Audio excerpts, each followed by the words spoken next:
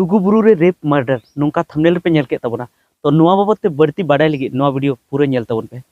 सानम को जोहार संताली अड़ांग रिन आतंग दराय पे तो नुआ जहां घटना बाबत ते जहां इन लैया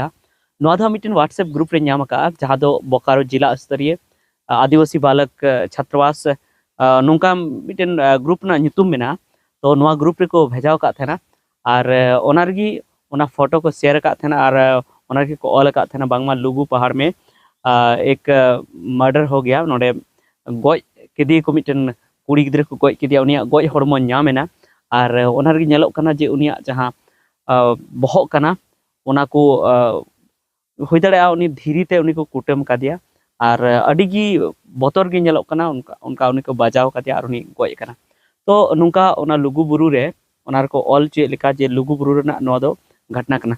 मेनखान इन दो नोआ दो हां बñ पुष्टिया से बñ नोआ दो इन से खय दो हां जहाना उनका प्रूफ दो बñ एमोक कना जे नोआ दो लुगुबुरु रेना कान गया मेनखान जहां ग्रुप रे को पोस्ट का ओना लेका ते दो नोंगा को मेन एचुई दा नोआ दो लुगुबुरु रेना कना मेनखान लुगुबुरु रे ओका पहाटा रेना कना नोआ हो बाडाय दो बनुआ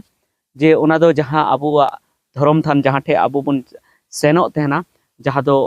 लुगुबुरु घंटा बाड़ी जहां दो दरबार चटनी मेना ओना पहाटा रेना कना से एटा पहाटा रेना कना चेदा से लुगुबुरु दो अडी मारांग गे मेना और उना मारांग एरिया रे ओका एरिया रे हुई कना नोआ दो पुस्टो दो बनु चेदा से इन कुरुमुटु ले गया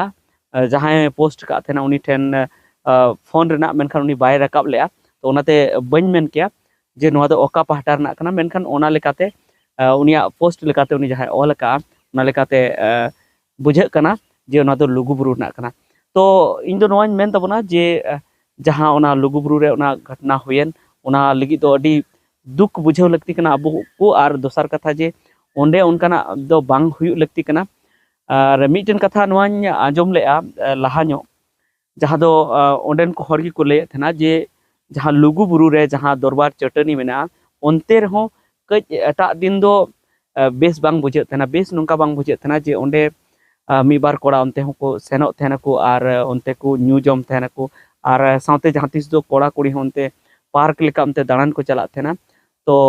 नोआ दो ओंडे लगी तो बेस बांग कना तो नोआ लगी दो प्रतिबंध से ओंडे बंदो हुई लगती कना चेदा से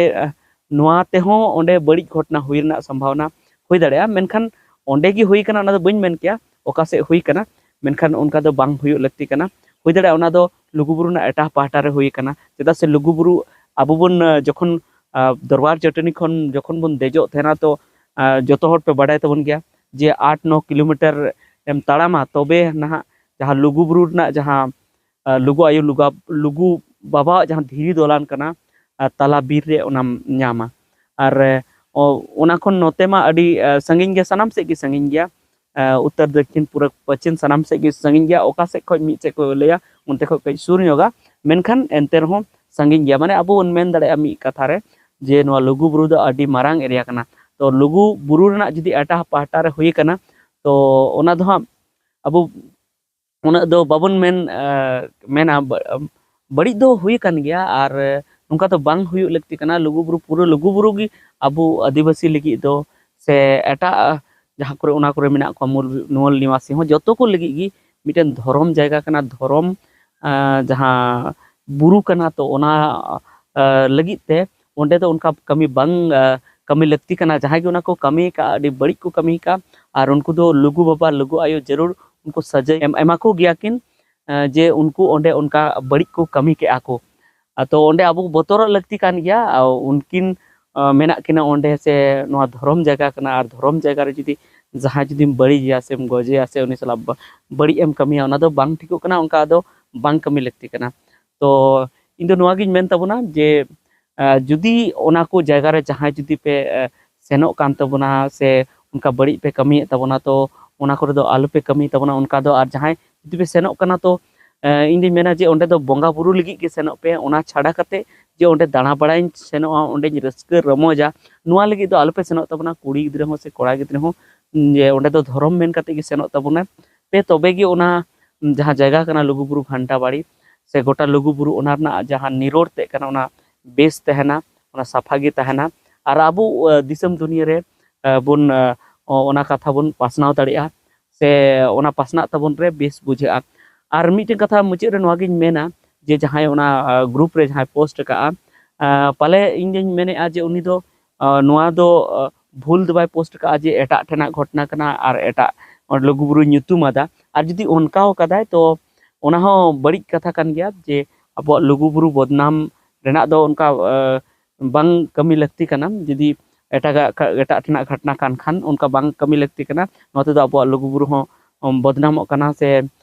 लघुबुरु ना जहाँ मौज जहाँ पासनाव मेना मौज बाडाय मेना तको हर ठे ओना बड़िजो कना तो ओना जेते जुदी उनका जुदी उनी पोस्ट का ताबना से उनका जुदी को पोस्ट कदा तो नोआ दो बड़ी गया उनका दो बांग पोस्ट लगती कना और जुदी उना सरीना कना तो आबो को संतोर लगती कना ओना आडे पासे रेन जहाँ तने के हर मेना पे आपे संतोर तबन पे ओना करे दो जेमन उनका जहाँ जुदी को कमी आको उनका जुदी अवड़ी ना को दाना बड़ाय कना तो उनको जुदी पे नेलती लेको खा उनको मेता को तबन पे चेदा से ओना दो अडी निरला जायगा कान तबना ओंडे दो उनका दो बांग कमी लगती कना तो ठीक है नोआ गे तिना वीडियो दो तहे कना पे लई ना तहे कना जहाँ व्हाट्सएप रे जहाँ पासना कना नोआ खबर जे लघुबुरु रे नोंकाना घटना हुई कना मेनखान ओका पाहटा रे हुई कना ओना दो बइन पुष्टय तबना ओना दो बइन लई